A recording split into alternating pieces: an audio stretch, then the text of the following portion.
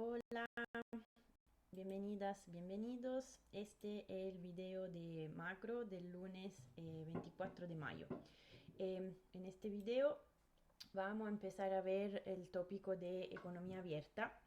En particular, vamos a desarrollar un modelo que se llama modelo Mandel-Fleming. Básicamente esto es lo que vamos a hacer de aquí hasta el final del curso. ¿Okay? Entonces, este es nuestro módulo 2.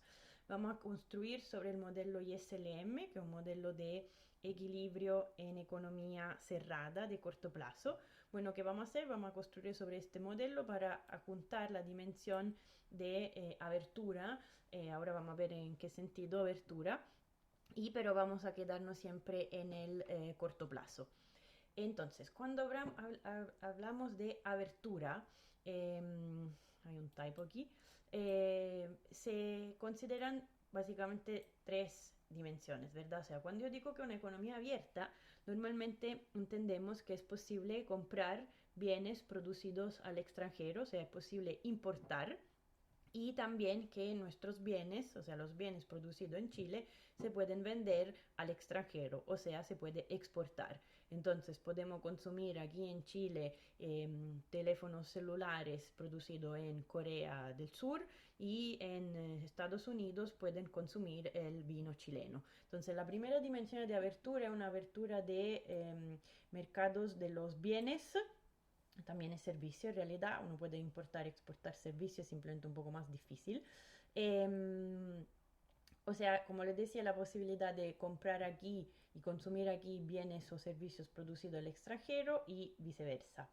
La otra dimensión fundamental es la dimensión de abertura de los mercados financieros, o sea, es posible que hayan flujos de capitales financieros, ¿ok? Entre países, o sea, lo que les dice aquí, es posible para mí decidir de comprar una acción de la empresa Sokimich, como es posible comprar una acción de la minera australiana BHP, por ejemplo, o acciones de Tesla o un bono del gobierno de Alemania. O sea, yo tengo la posibilidad de elegir entre activos financieros doméstico o extranjero y viceversa. Alguien del extranjero puede comprar, entonces un inversionista localizado en, por ejemplo, Italia puede comprar bonos del tesoro, o sea, título de deuda del gobierno chileno, por ejemplo. Estas son las dos dimensiones sobre las cuales nosotros nos vamos a concentrar. En realidad se puede considerar una tercera dimensión, que sería el mercado de los factores productivos, básicamente en particular cuando uno habla de factor trabajo. O sea, básicamente una importante dimensión de abertura tiene que ver con todos los flujos de inmigrantes o inmigrantes emigrantes, pero estas dimensiones, sobre estas dimensiones nosotros no nos vamos a concentrar. ¿Okay? Entonces, en este curso nosotros vamos a hablar de exportación e importaciones de bienes y servicios y de flujos de capitales de un país a otro, pero no vamos a hablar de inmigración o emigración para entendernos. Ok, entonces la primera cosa a ver, aquí les muestro unos datos, en la lámina después les debería poner el link para que se lo puedan ir a buscar del gráfico del OECD, ¿verdad? Donde le muestra el ratio, o sea, el cociente entre exportaciones y PIB o importaciones y PIB. Las exportaciones son el redondito y el rombo son las importaciones. Esto es para decir que un país puede exportar o exportar más de lo que importa o viceversa puede importar más de lo que exporta. En este caso se habla de balanza comercial, si esta balanza comercial está en superávit o déficit. O sea, entonces, llamemos de aquí en adelante como notación, vamos a llamar X mayúsculas las exportaciones de bienes y servicios, ¿ok? Y vamos a llamar IM las importaciones de bienes y servicios. Ahora, muy importante, estas son variables, acuérdense siempre, estamos siempre hablando de variables reales, o sea, si algo cambia aquí en términos de los precios, nosotros como hablamos de Y, producción, consumo, inversión, etcétera, etcétera. Estas eran variables, son todas variables reales. De hecho, escribíamos siempre que la inversión es una función en general, por ejemplo, de Y y de R la tasa de interés real, porque esta es una variable real. Bueno, también exportación e importaciones tienen que estar expresadas como variables reales. Ok, entonces, si yo, por ahora déjeme escribir así, pero hay que precisar algo después. Entonces, si esto es positivo, significa que yo tengo un superávit de lo que se llama balanza comercial. Ok, de balanza comercial. Mientras que si yo tengo esto en negativo, tendré un déficit siempre de mi balanza comercial. Entonces, lo que le mostré aquí en el gráfico es dos cosas. Punto primero, el tamaño de estos cocientes entre exportación, importación y PIB.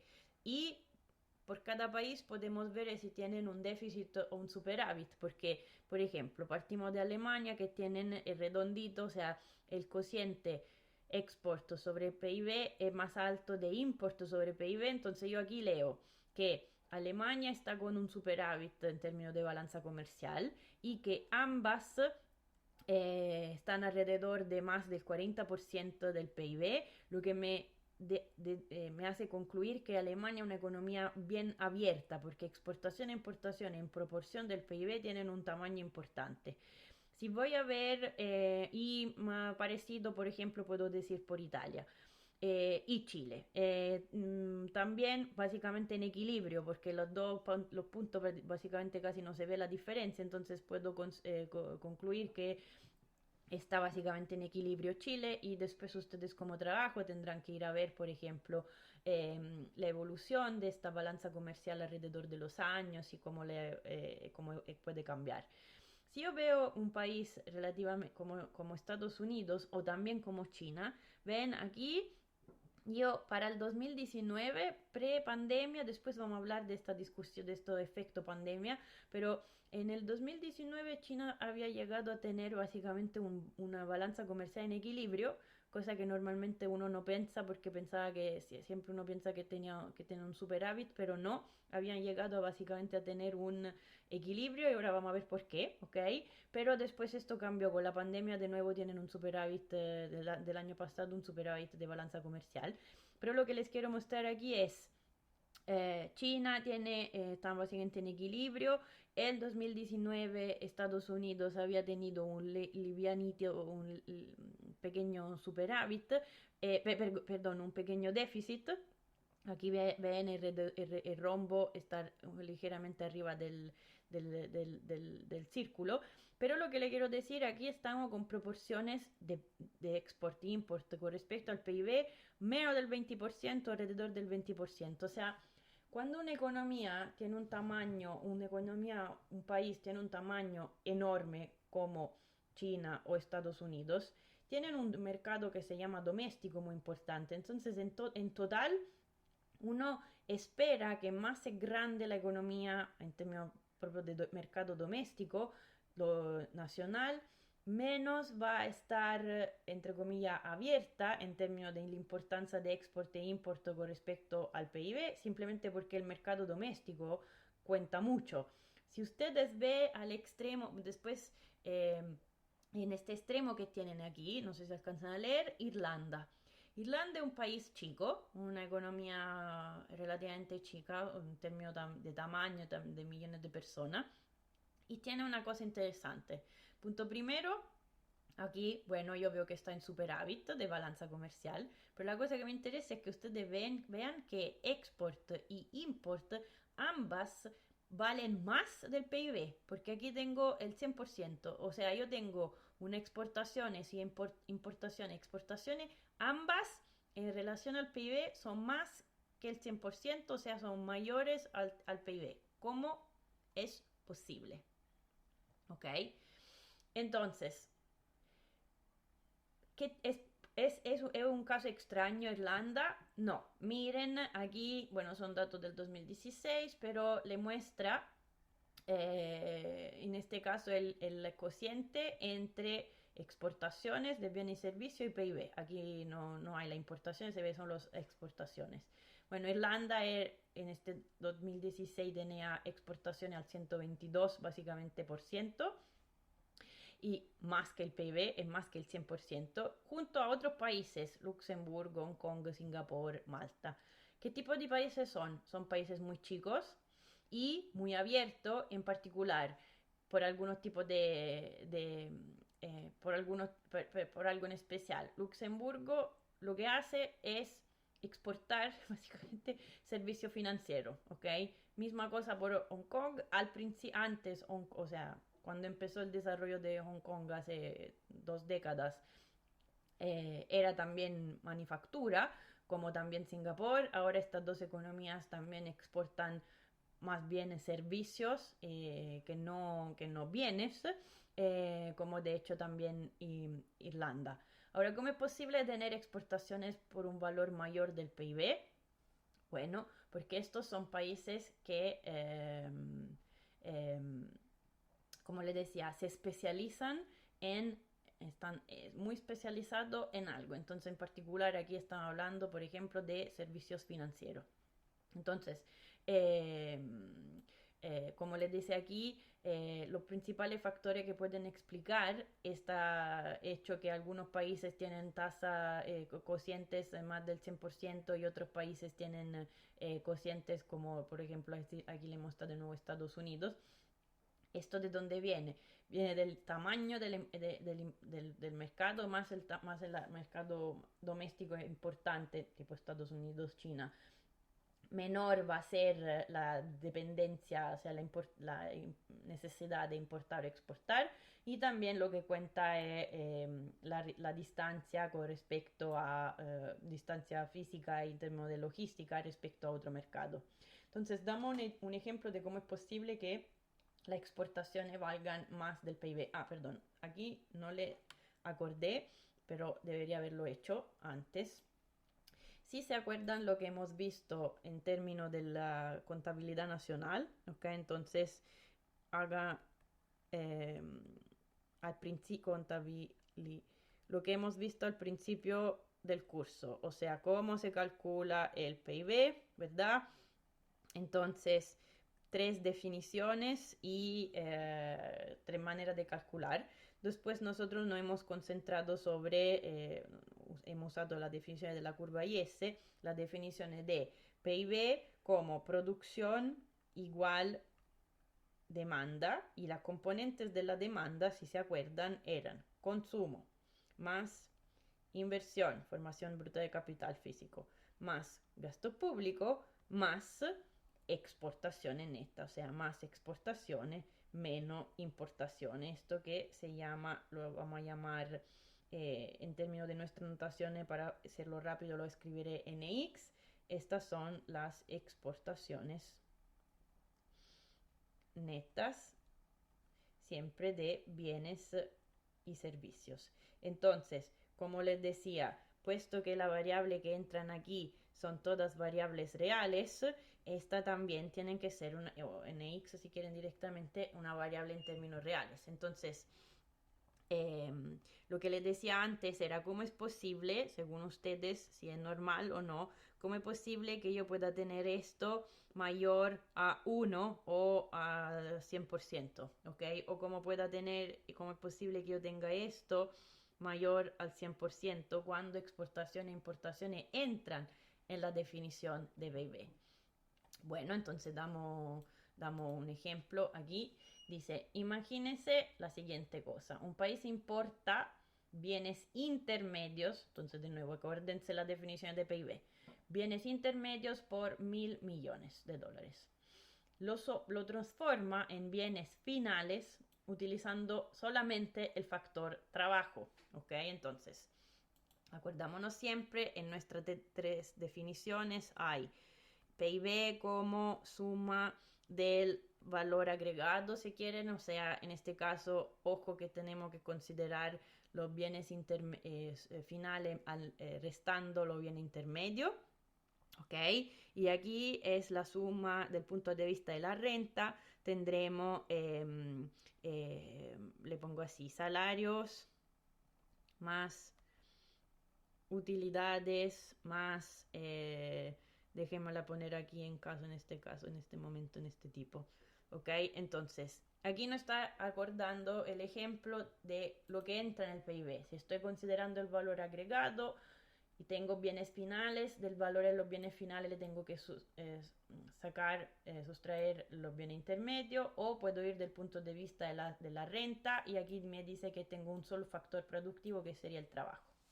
¿Ok? Entonces me dice, supongamos que el trabajo gana 200 millones de dólares y que no hay beneficio, que es el único factor productivo, no hay capital que tiene que, o utilidades, que tenemos beneficio a utilidades. Y después me dice, el valor de los bienes finales es igual a 1.200 millones. ¿Ok?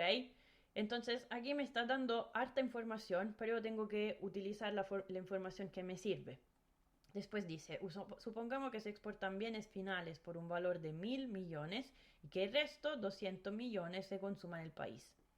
¿A cuánto son iguales exportación e importaciones? ¿Cuál es el PIB de la economía? ¿Y cuál es entonces este cociente X sobre PIB? ¿Okay? Entonces, no nos confundamos, una vez más. De un lado me dice que el trabajo gana 200 millones de dólares, no hay beneficio. Entonces, la primera manera de calcular el PIB, yo digo que el PIB es la suma de la renta de los factores. Entonces, tengo solamente el factor trabajo y esto es mi PIB. 200 millones, renta del factor trabajo. Ok, del otro lado, la segunda manera de medir el PIB me dice, yo importo bienes intermedios y lo transformo en bienes finales.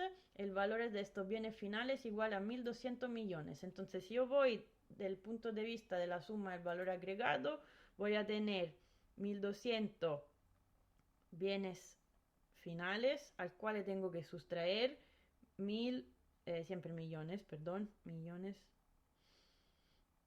como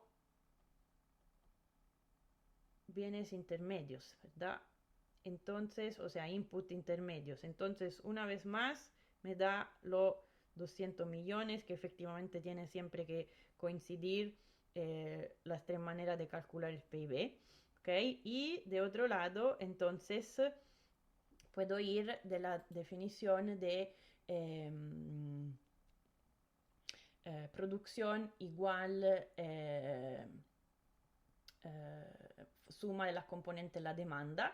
¿Ok? Entonces, ahora aquí voy a leer el hecho que importo por 1.000, que exporto por 1.000 millones y que 200 se consuman en el país. Entonces, en este caso, el PIB es igual a, sabemos las definiciones, consumo más inversión más gasto público más exportaciones menos importaciones.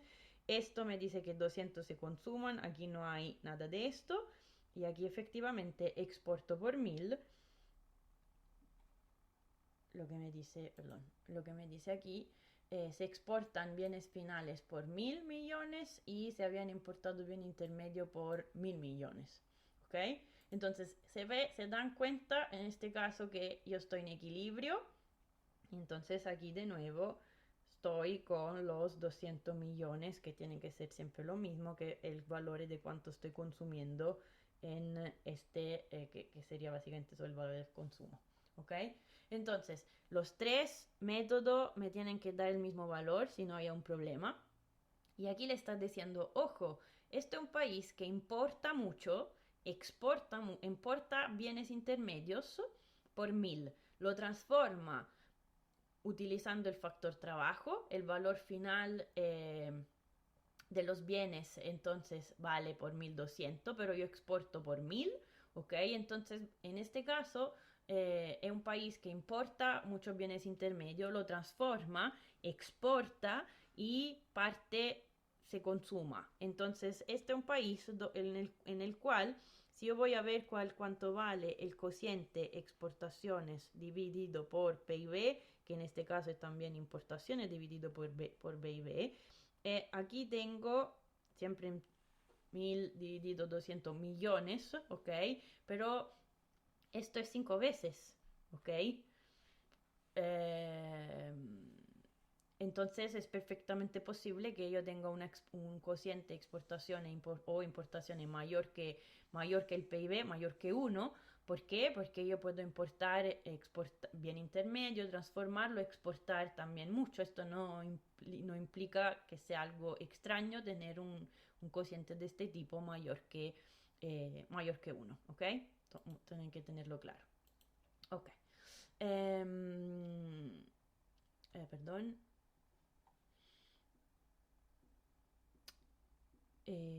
Segundo.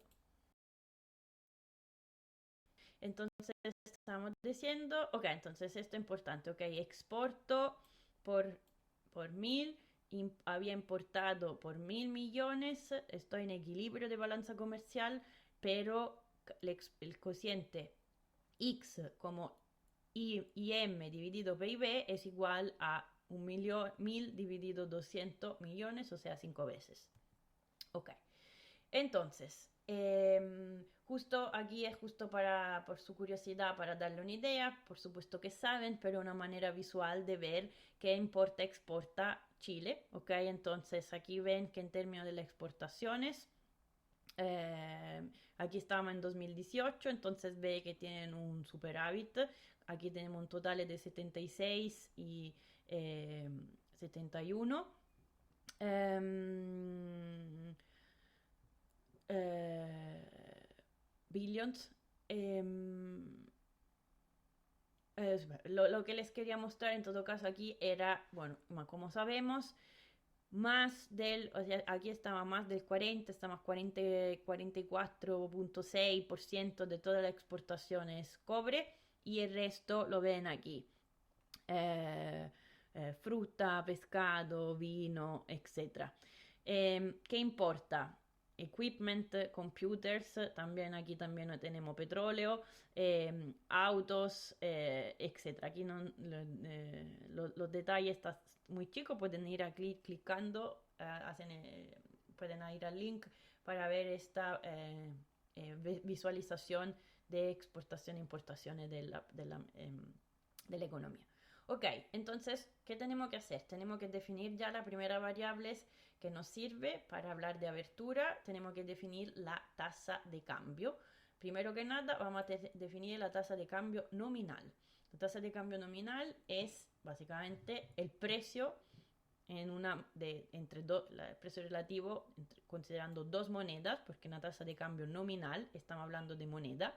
¿Ok? Entonces, en general, uno puede definir el precio de la moneda nacional en términos de moneda extranjera, donde en este caso sería una unidad de moneda nacional igual X unidad de moneda extranjera. Si usted está en Europa, se usa esta convención. Por ejemplo, le dicen un euro, una unidad de moneda nacional, si estoy en la Unión Europea, si estoy en un país de la zona euro, por ejemplo Italia, igual cuántos dólares sirven para comprar o tener un euro. Cuando es por razones de comodidad, porque vamos a ver en el transcurso de la clase, el dólar es la moneda dominante, en todo caso en términos de comodidad con respecto a la unión, al euro sería la misma cosa, es incómodo decir un peso igual 0.00 dólares. Entonces, en realidad, la otra manera de definir la tasa de cambio, que es la manera que se usa aquí, bueno, aquí tienen un valor viejo, cualquier cosa era tipo el máximo. Pero lo que se usa aquí es cuántas unidades de moneda nacional me sirven para una unidad de moneda extranjera. Entonces, si estoy mirando la tasa de cambio peso-dólar, me dirá cuántos pesos necesito y lo voy a llamar E. Valor de la tasa de cambio, me dice cuántos pesos necesito para tener una unidad de la moneda extranjera. Si estoy mirando la tasa de cambio peso dólar, será dólar. Si estoy mirando la tasa de cambio peso euro, será por un euro. ¿Cuántos pesos por un euro?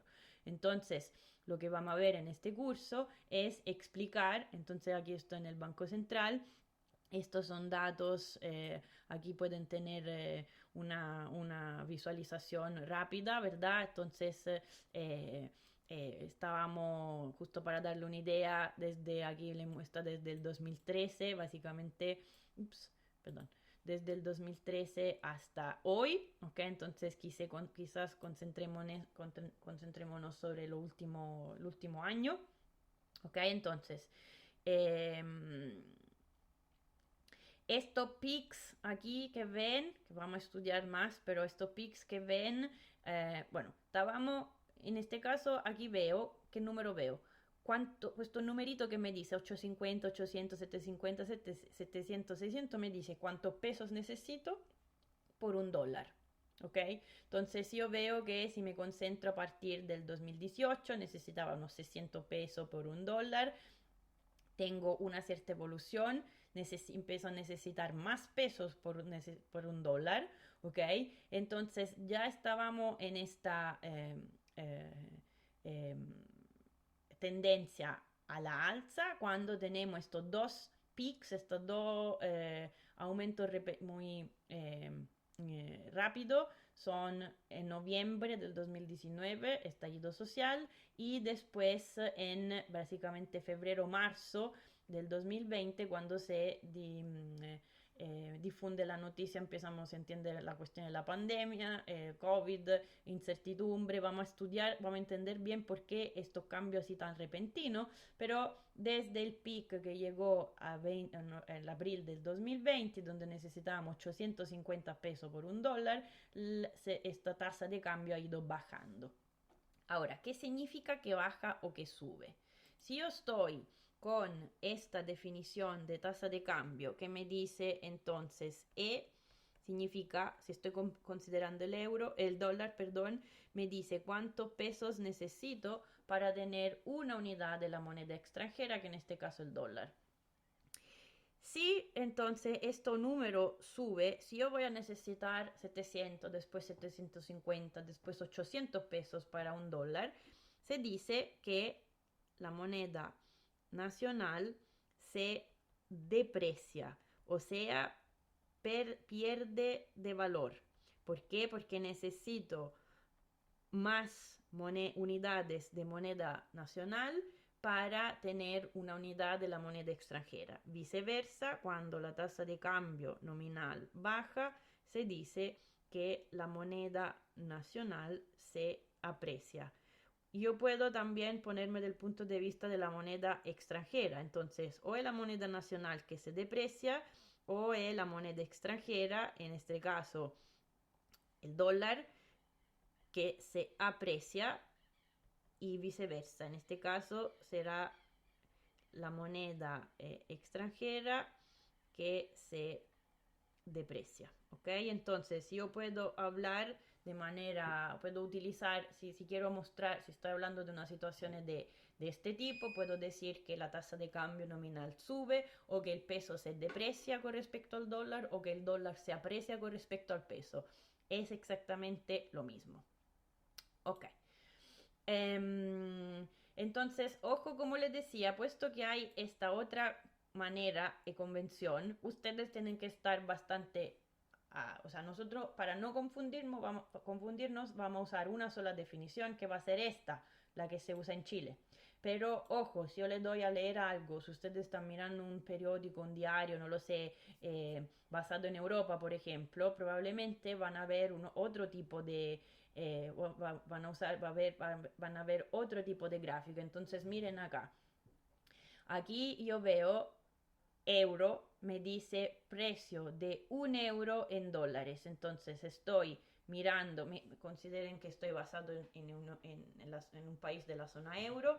Me dicen cuánto vale un euro en términos de cuánto unidades de moneda extranjera necesito por €1. Entonces, si yo veo un gráfico que sube, aquí yo veo que voy a, en este caso, siempre por €1. Aquí, mientras en este punto $1.12 compraban €1, ahora aquí se necesitan 1.18. O sea, si yo veo una línea que sube, en este caso me dicen Euro Rising. Euro is at its strongest point. Strongest, o sea, aquí es un euro fuerte. Porque es verdad que E es alto, o sea que E está subiendo, E tasa de cambio, me está diciendo que se necesitan más unidades de moneda extranjera para tener €1. O sea, este movimiento es una apreciación del euro, ¿ok? Mientras cuando yo veo este gráfico, una tasa de cambio, por ejemplo, desde abril hasta hoy, una tasa de cambio peso-dólar que baja, esta es una apreciación del peso, simplemente porque estamos usando las dos definiciones diferentes de tasa de cambio. Entonces no se confundan, una vez más, nosotros vamos a usar siempre la definición chilena, ¿ok? Pero tienen que entender que se pueden usar en otro contexto la otra definición, ¿ok? Entonces, resumen, de nuevo lo dice aquí, que es una apreciación de la moneda nacional o una depreciación de la moneda nacional, ¿ok? Entonces, una depreciación, necesito más unidades de moneda nacional para comprar una unidad de moneda extranjera, significa que mi tasa de cambio nominal está subiendo. Ahora pasamos a definir qué es la tasa de cambio real, ¿ok? ¿Por qué? Porque nosotros, una vez más, nos ocupamos de variables reales. Entonces, no podemos, como todas estas son todas variables reales, ¿verdad? Producción, consumo, exportación, importaciones. Entonces, como la inversión depende de la tasa de interés real, bueno, vamos a tener que ver que las variables que pueden estar afectadas por la tasa de cambio, que serían exportación e importaciones, si estamos hablando de variables reales, tenemos que hablar de tasa de cambio real, ¿ok? Entonces esto es importante. ¿Cómo se define la tasa de cambio real? Discúlpame, necesito una lámina más. Entonces, hemos definido E como, una vez más, E es cuántos pesos necesito para tener una unidad de moneda extranjera, dólares. Esta entonces es una tasa de cambio nominal. Ahora, cuando hablamos de variables reales, variables reales, estamos hablando en términos no de unidades de moneda, sino que en términos de bienes, ¿ok? Es la diferencia entre el nominal y real, por lo cual yo tengo que, en general, si yo tengo, por ejemplo, el PIB nominal, no, vamos del otro lado, el PIB real, cualquier variable real es la variable nominal dividido por el nivel de los precios o lo que hemos llamado en este caso deflator del PIB.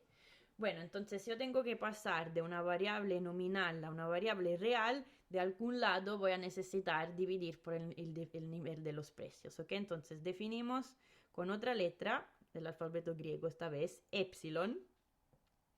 Epsilon es la tasa de cambio real, o sea, en términos de bienes. Ahora, la tasa de cambio nominal me decía cuántas unidades de la moneda nacional necesito para tener una unidad de la moneda extranjera.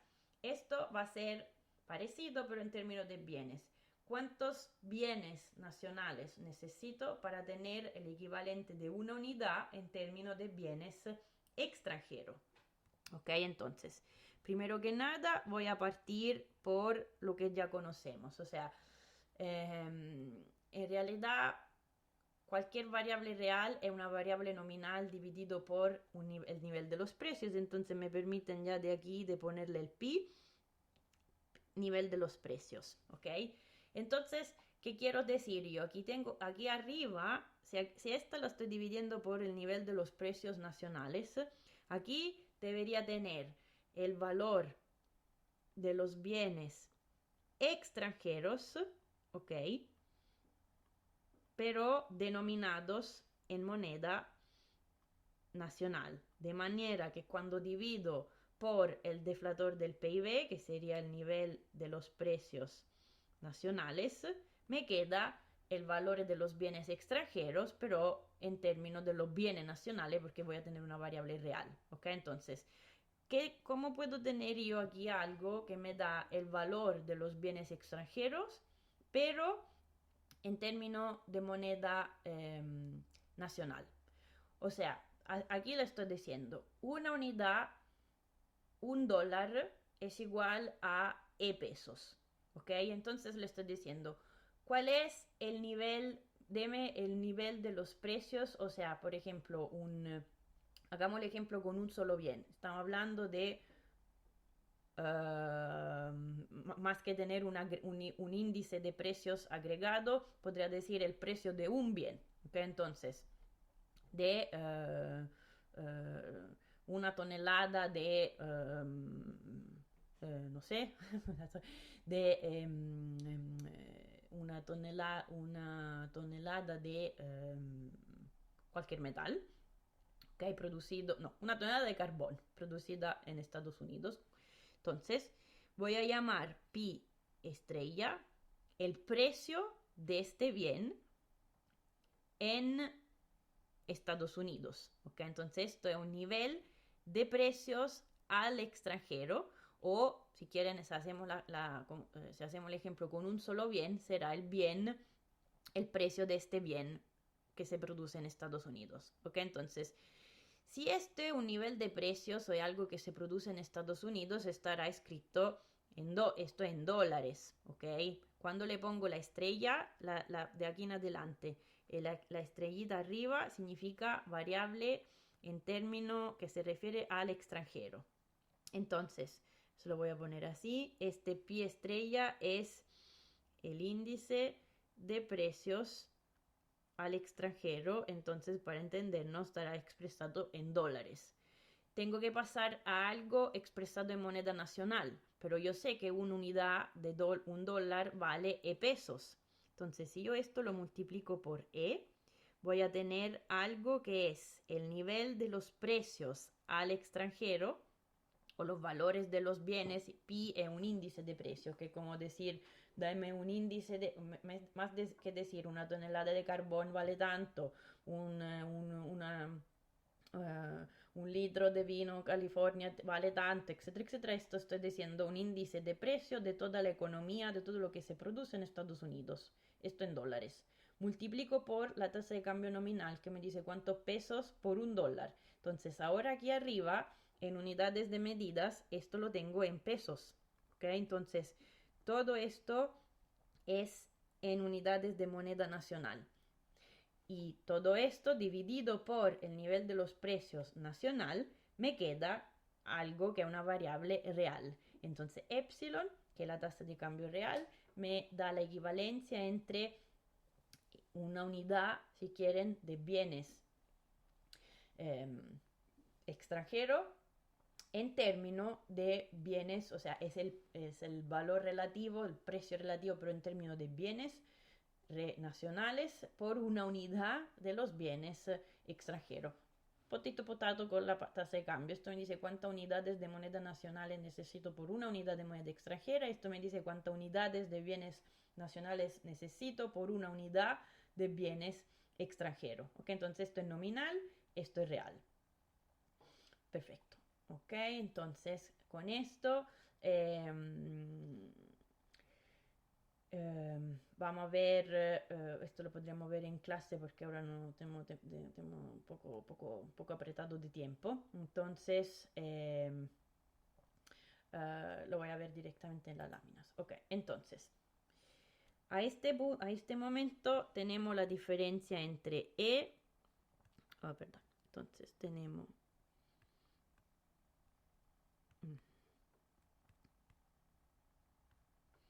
epsilon es igual a por el nivel de los precios al extranjero dividido los precios nacionales. Ahora, esto es importante que ustedes sepan qué significa. Que yo puedo tener cambios, variaciones en la tasa de cambio nominal.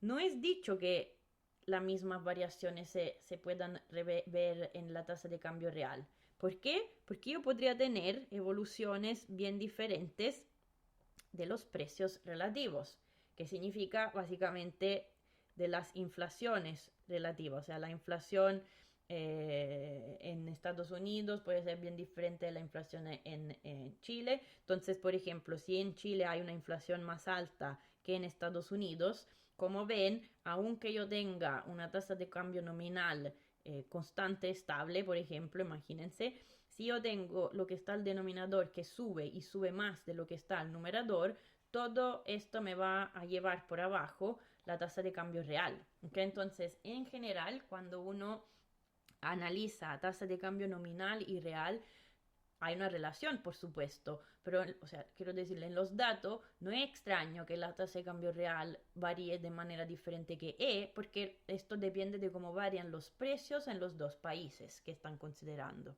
Ahora, puesto que, de acuerdo, nosotros estamos considerando lo que hemos llamado el corto plazo, cuando los precios están fijos, que es la razón por la cual podemos decir que la tasa de cambio nominal es igual a la tasa real. ¿Por qué? Porque la inflación es siempre nula.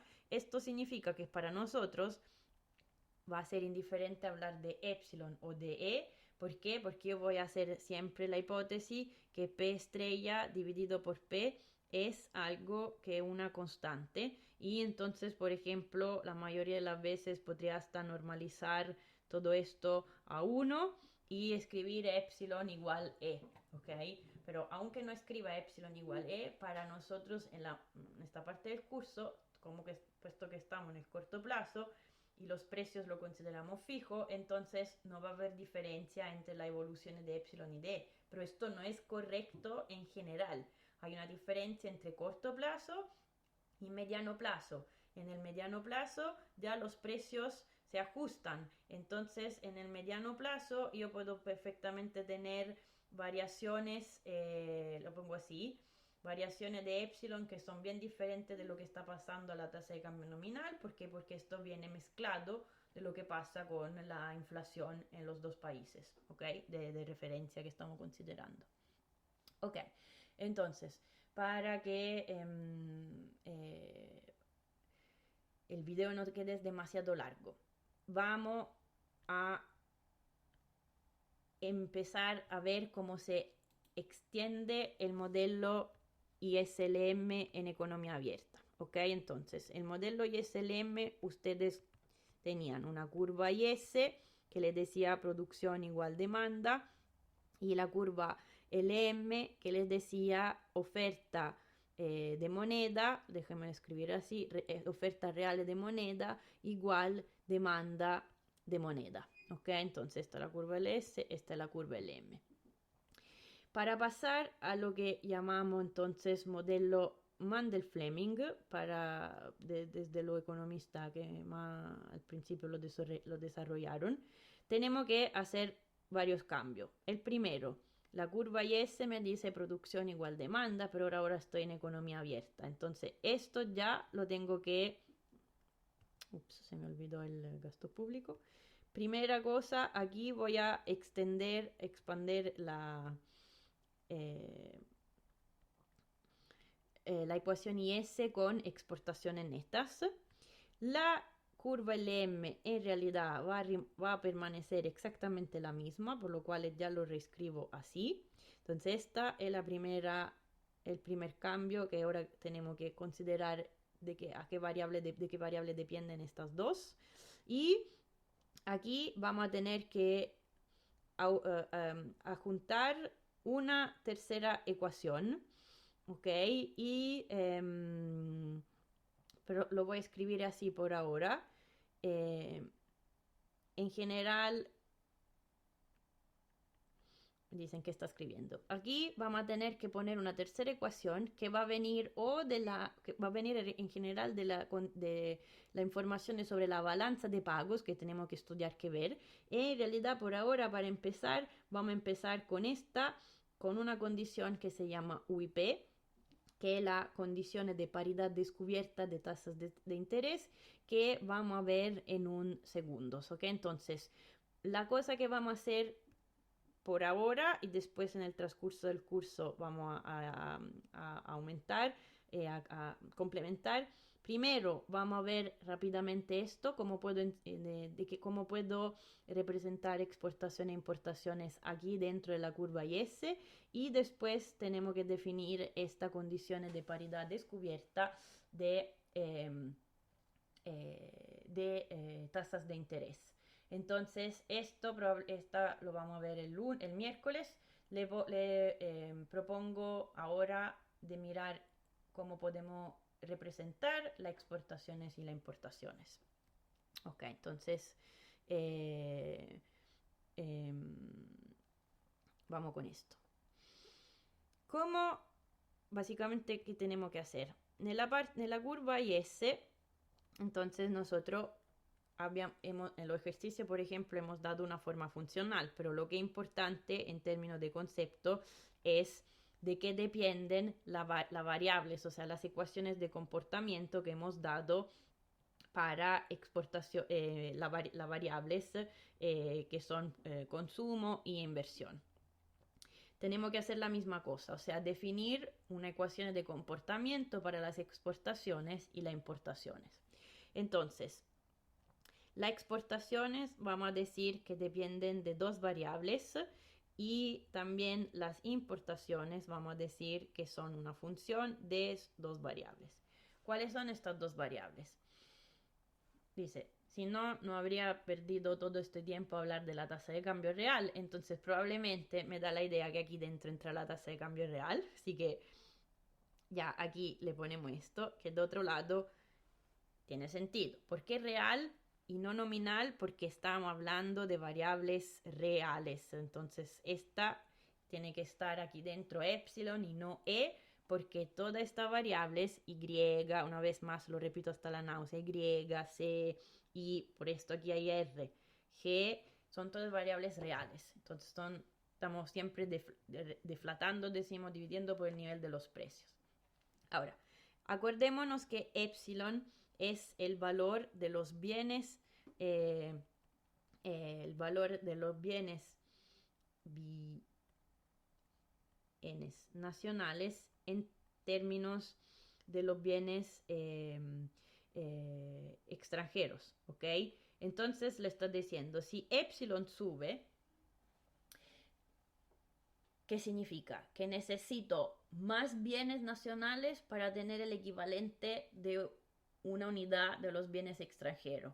O sea, si la puede ayudar. Cuando E sube, estamos diciendo que el peso se deprecia en el sentido que necesito más unidades de monedas para tener el equivalente de más unidades de moneda nacional para tener el equivalente de una unidad de moneda nacional. Bueno, cuando epsilon sube, estoy en la misma situación. Necesito más unidades de bienes nacionales porque cada unidad vale menos para tener el equivalente de una unidad de bienes extranjeros. Entonces, cuando epsilon o E sube, hablamos de depreciación, pero esta es una depreciación real y esta es una depreciación nominal.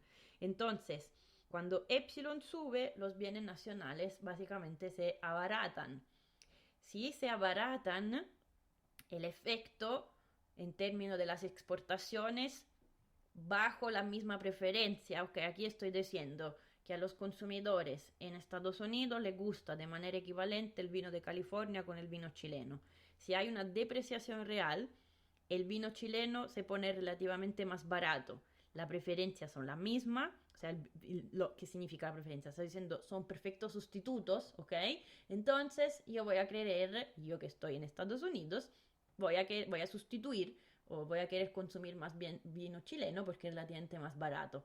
Claramente esto es un razonamiento simple en el sentido que pueden haber preferencias diferentes, puedo yo querer consumir porque porque el país produce algo que es el único país que produce, entonces que el precio que sea relativamente más o menos barato en términos reales no cuenta. O sea, si yo estoy produciendo una commodity, estoy produciendo cobalto y lo estoy produciendo en Congo y el cobalto me sirve para producir y yo lo voy a comprar y no hay alternativa, que se ponga más o menos, que haya un cambio en la tasa de cambio real no me va a impactar, ¿ok? Pero esto es un caso extremo, entonces, o sea, un caso particular. Entonces aquí una vez más, si epsilon sube, los bienes nacionales son relativamente más baratos, lo que me empuja por arriba las exportaciones, por lo cual aquí abajo le voy a poner un más.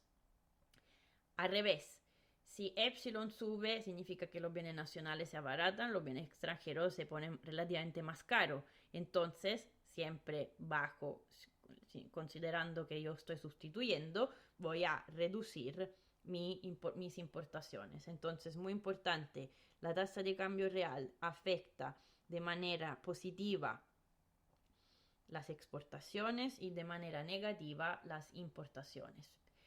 ¿Qué otra va? Entonces, la variable que entran aquí son la siguiente, ya esta la hemos vista. Y la otra cosa que tenemos que considerar son estas dos otras variables. En general, vamos a hacerlo simple, vamos a considerar el nivel de la renta. O sea, más nosotros tenemos PIB alto, renta alta, más vamos a querer consumir de todos los bienes, incluidos los bienes extranjeros. Entonces, como Y entre aquí, ¿ok? Como Y básicamente entra acá, lo vamos a poner aquí también. Diciendo, mayor el nivel de la renta nacional, mayor va a ser, mayores van a ser las importaciones. Viceversa, si aquí estamos hablando de exportaciones, tiene que ser la renta, pero esta que son bienes producidos aquí, pero que se consumen al extranjero. Entonces lo que importa aquí no es la renta chilena, porque aquí estas exportaciones son los bienes que se consuman afuera. Entonces lo que va a importar aquí va a ser la renta al extranjero. Entonces le recuerdo una vez más, esta estrellita aquí le estoy diciendo que el nivel de la renta afuera. Al extranjero con respecto al país que estoy considerando, por ejemplo, en el ejemplo siempre Chile, Estados Unidos. Y aquí ambas entran con el más.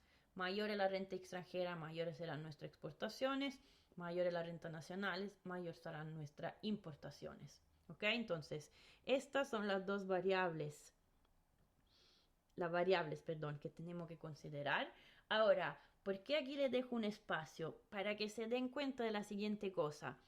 Para que todas las variables sean comparables, estas son variables reales. PIB real, producción, el valor de los bienes y servicios finales, aquí estamos en términos reales, producido en una economía en un cierto tiempo, después que se consuma, que se invierte en gasto público, exportaciones, estos son todos bienes producidos en Chile, que después se usan de manera diferente. Estas son bienes producidos al extranjero. Entonces yo no puedo sumar aquí o restar esto directo porque estaría con viene producido en Chile, viene producido en Chile, viene producido en Chile, bienes producidos afuera, por ejemplo en Estados Unidos. Yo tengo que pasar de bienes producidos en Estados Unidos a expresarlo en bienes chilenos. Entonces, ¿cuál es la variable que me permite de pasar en términos reales, de una unidad de moneda, una unidad de bienes extranjeros a bienes nacionales? Epsilon. Por lo cual, cuando lo escribimos, para escribirlo bien, deberíamos poner este epsilon que multiplica, porque cuando uno hace referencia a las importaciones, podrías entender directamente esto en términos de bienes, el equivalente en términos de bienes chilenos, ¿ok? O sea, producido en Chile. O sea, no puedo sumar o restar cosas que no son en la misma unidad de medida, ¿ok? Entonces, cuando lo escribo, así lo tengo que escribir de manera correcta, acordándome que aquí lo tengo que multiplicar por el epsilon. Después, claramente, en el ejercicio, yo aquí le voy a dar por ejemplo, una forma, se lo voy a decir yo en el ejercicio para que no se confundan, pero ojo a entender este tipo de escritura, o sea, porque yo aquí estoy multiplicando por epsilon, ¿ok? Entonces, lo que está en lo que está en esta paréntesis son las exportaciones netas. Ok, el video ya tiene una hora, por lo cual yo voy a parar y el miércoles vamos a hablar de esta condición de la paridad descubierta de la tasa de interés y vamos a terminar sobre esto de las exportaciones e importaciones. Para que sepan, esta lámina, entonces yo estoy aquí un poco saltando como ven, estoy más bien en esta parte de las láminas, pero tienen todo disponible ya le subí esto en Canvas y simplemente en la exposición en la clase voy a ver cuál es el orden que nos acomode más, pero tienen ya todo disponible. Entonces, miren esta parte, si tienen duda, pregunta, lo hablaremos entonces el miércoles. Que estén muy bien y hasta pronto.